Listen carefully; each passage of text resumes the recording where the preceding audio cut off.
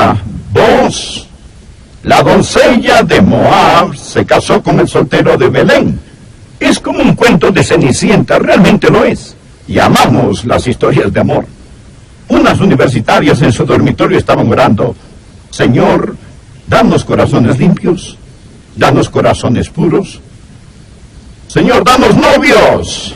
Y todas las muchachas respondieron: amén. Nos fascinan las historias de amor. Ahora permítame hablar acerca del trasfondo de este libro. Fue escrito en tiempos muy difíciles. Fue escrito en tiempos de los jueces. Y si está en el libro de Ruth, simplemente retroceda al libro de Jueces y observe el último versículo en el libro de Jueces, que dice esto: en estos días no había rey en Israel. Cada uno hacía lo que bien le parecía. Es decir, eran tiempos difíciles. Eran días espiritualmente y nacionalmente tenebrosos. Había caos, apostasía y anarquía en la nación. Eran días económicamente tenebrosos. Había hambre. Eran días domésticamente tenebrosos, como lo vamos a ver. En todo sentido eran tiempos difíciles. Y aún así, después del libro de Jueces, tenemos el libro de Ruth. Está allí como una estrella deslumbrante en medio de la noche oscura, como una gardenia en un desierto árido de desesperación.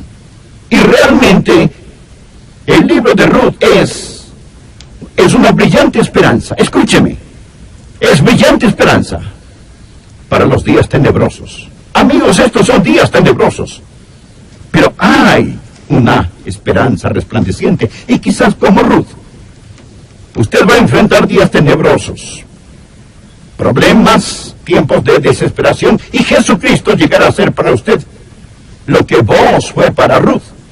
Y cuando usted dé su corazón a Jesucristo, va a encontrarse en medio de una hermosa historia de amor.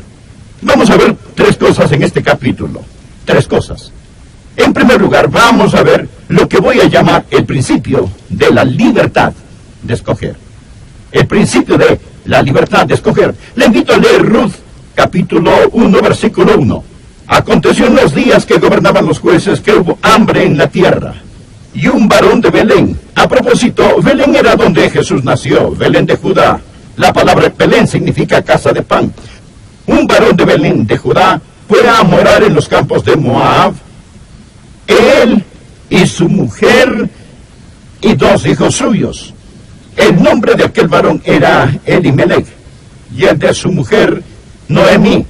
Y los nombres de sus hijos eran Malón y Kelión, efrateos de Belén de Judá.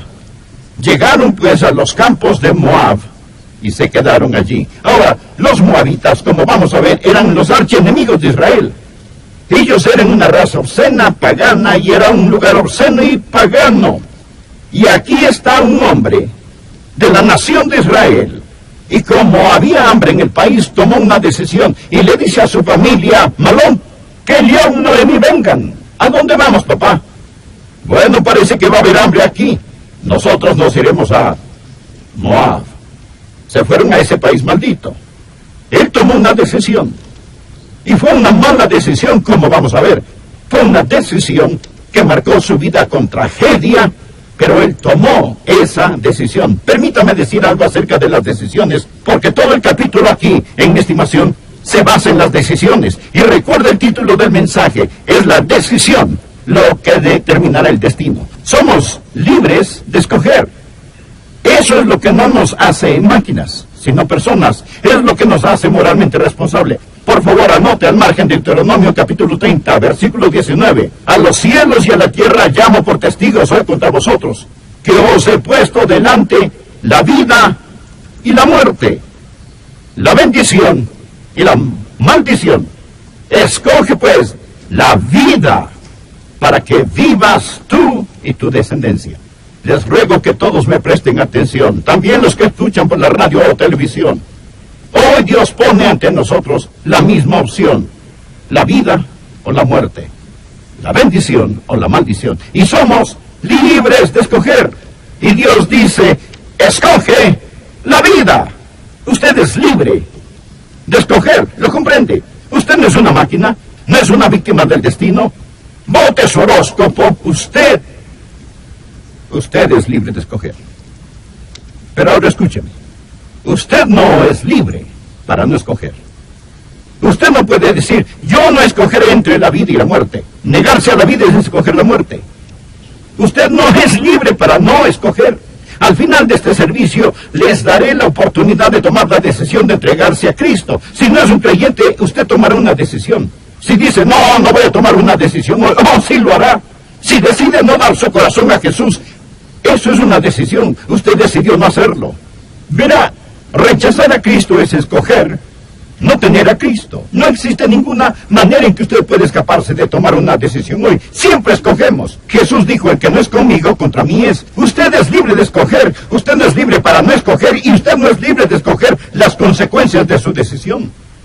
Eso es muy importante. Usted es libre de escoger, pero no es libre de escoger las consecuencias de su decisión.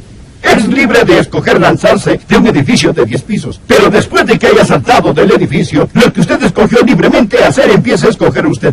Usted no es libre de escoger las consecuencias de su decisión. Las personas hablan acerca de libertad, hablan del amor libre, pero no son libres de escoger las consecuencias. Actualmente lo estamos viendo en el país hoy.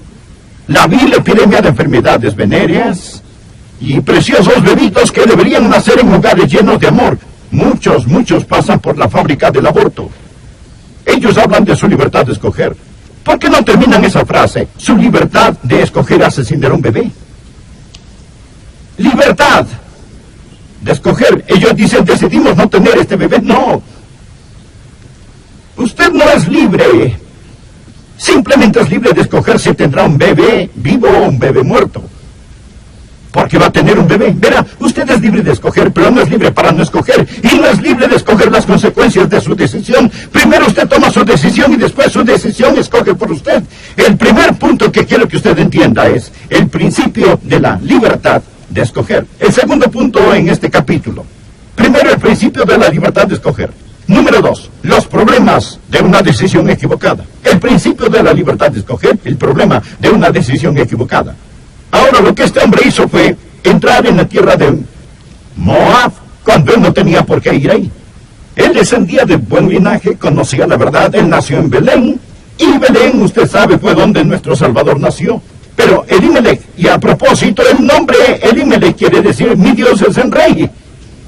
Él evidentemente tenía una familia maravillosa, porque descendía del tipo de herencia que le dio un nombre como ese. ¿Por qué razón tomó una mala decisión? Estamos hablando acerca de los problemas de una decisión equivocada. El versículo 1 nos dice que había hambre en la tierra. Él estaba siendo motivado por lo físico y no por lo espiritual. Y Satanás había susurrado en su oreja, Elimelech, un hombre tiene que vivir. Sabía que eso es una mentira. No tenemos necesariamente que vivir, sino que morimos y después comparecer ante Dios. Pero lo que Elimelech hizo fue decir, mire, yo sé lo que Dios ha dicho, sé que Dios ha prometido bendecirme, pero tengo que cuidar de mí mismo. Y puso lo físico sobre lo espiritual. ¿Cuál fue la consecuencia de esa decisión? Fue la muerte. Mire por favor el versículo 3. Y murió Elimelech, marido de Noemí, y quedó ella con sus 2 hijos, los cuales tomaron para sí mujeres moabitas. El nombre de una era Orfa y el nombre de la otra Ruth, y habitaron allí unos 10 años, y murieron también los 2, Malón y Kelión, quedando así la mujer desamparada de sus 2 hijos y de su marido. Ahora, ¿por qué salió? ¿Por qué dejó Belén? Él dejó Belén porque tenía miedo de no poder sobrevivir. Y él dejó la casa de pan y entró en el territorio del diablo. Elimelech tuvo la motivación equivocada, el método equivocado, y llega ya, ¿y qué le pasa? Se muere. ¿Y qué le pasó a sus muchachos por los cuales tanto se preocupó? Murieron. ¿Sabe lo que esto me dice, amigo? Amigo, usted no puede huir, usted necesita ponerse en paz con Dios. Ahora, quiero pasar al tercer y más importante punto de este mensaje. Deseo que vea las bendiciones. Quiero que vea el poder de una decisión sabia. Por favor, empecemos en el versículo 7. Salió pues del lugar donde había estado, está hablando de Noemí, y con ella sus 2 nueras, y comenzaron a caminar para volverse a la tierra de Judá. Y Noemí dijo a sus 2 nueras, andad, volveos cada una a la casa de su madre. Jehová haga con vosotras misericordia como lo habéis hecho con los muertos y conmigo. Os conceda Jehová que halléis descanso, cada una en casa de su marido. La palabra descanso en hebreo literalmente significa seguridad, provisión. Luego las besó.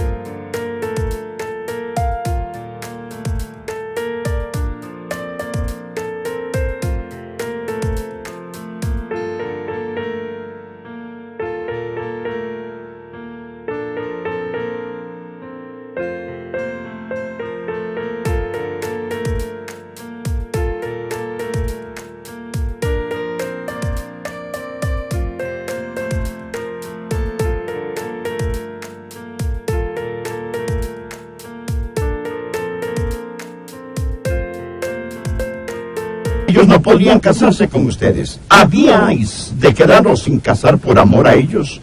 No, hijas mías, que mayor amargura tengo yo que vosotras, pues la mano de Jehová ha salido contra mí. Ahora ella está culpando a Dios por sus problemas que realmente no procedían de él. Y ellas alzaron otra vez su voz y lloraron, y Orfa besó a su suegra, mas Ruth se quedó con ella. Este es un versículo muy importante. ¿Sabía que tenemos los que besan y los que se quedan? Los que besan son los que se conmueven con sentimiento, pero no realmente toman decisión de entregarse a Jesús. Y se dará cuenta que Orfa besó a su suegra, pero Ruth se quedó con ella. Ahora note el versículo 15. Y Noemí dijo, he aquí tu cuñada se ha vuelto a su pueblo y a sus dioses. Subráyelo. Vuélvete tú tras ella. ¿Se puede imaginar a una persona tan alejada del Señor como Noemí que les dijo, regresen a sus dioses paganos? ¡Qué pésimo consejo fue ese! Pero noten lo que le contestó Ruth. Esta sí es una decisión sabia. Estoy hablando acerca del poder de una decisión sabia. Escúchelo. Respondió Ruth. Este es uno de los pasajes más hermosos en toda la Biblia. Si no lo tiene subrayado en su Biblia, hágalo. Respondió Ruth, no me ruegues que te deje y me aparte de ti, porque a donde quiera que tú fueres, iré yo. Y a donde quiera que vivieres, viviré. Tu pueblo será mi pueblo. Ahora presta atención, aquí está la clave de todo esto. Y tu Dios, mi Dios.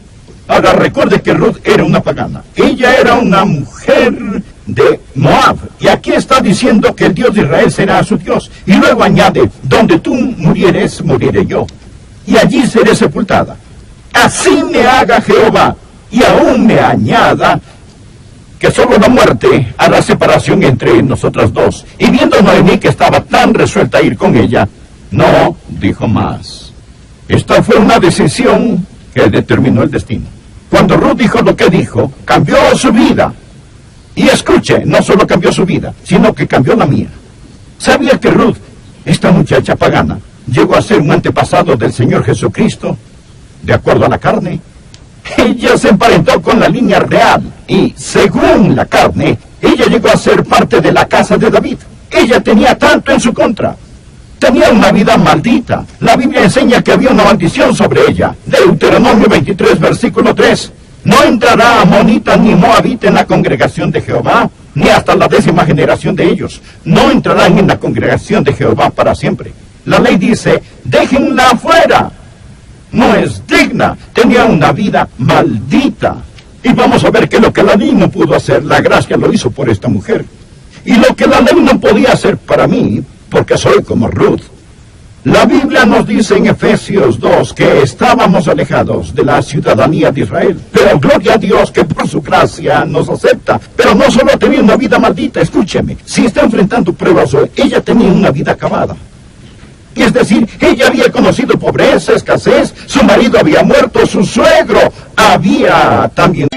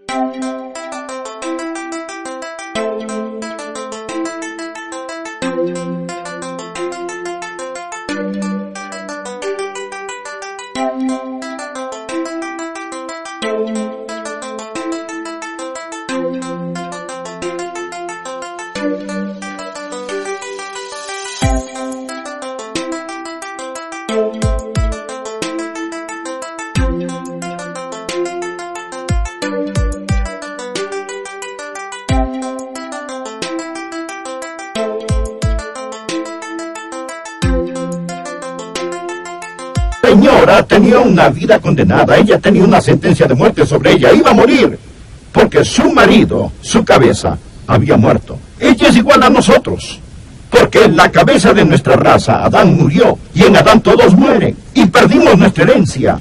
Como Ruth perdió su herencia cuando su esposo murió, perdimos la nuestra cuando Adán pecó, y entramos en su muerte. Pero, a pesar de todo, escuche, Dios abrió la cortina de la noche, dejándola abierta con la estrella de la esperanza, porque esta mujer tomó una decisión sabia.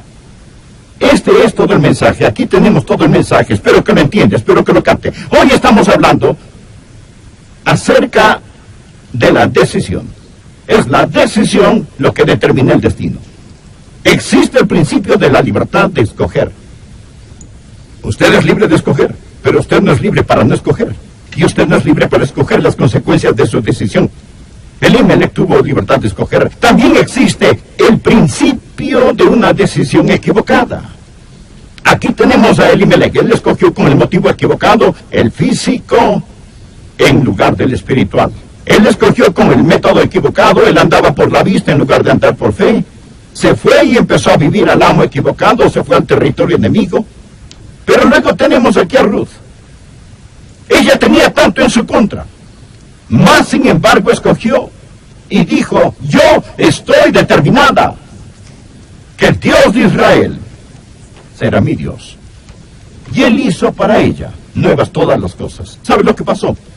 La doncella de Moab, como vamos a ver en el capítulo 2, se casa con el soltero codiciado de Belén. Ella llega a ser un antepasado del Señor Jesucristo y tiene todo un libro en la Biblia escrito acerca de ella, porque tomó una decisión sabia. ¿Alguna vez ha decidido entregarse a Jesús? Yo estaba sentado en la iglesia Bautista Norwood, sentado aquí. Mi papá estaba acá. Estábamos en una reunión de avivamiento en nuestra iglesia. Yo nunca había ido a una iglesia. Quizá visité una o dos veces, pero alguien invitó a mis padres a una reunión de avivamiento. Ahora yo nunca fumé marihuana, o he sido adicto a las drogas, o algo así, ni cometí inmoralidad sexual. Pero yo sabía lo que era decir mentiras y tomar el nombre de Dios en vano, y tomar cosas que no me pertenecían, hacer trampa en la escuela,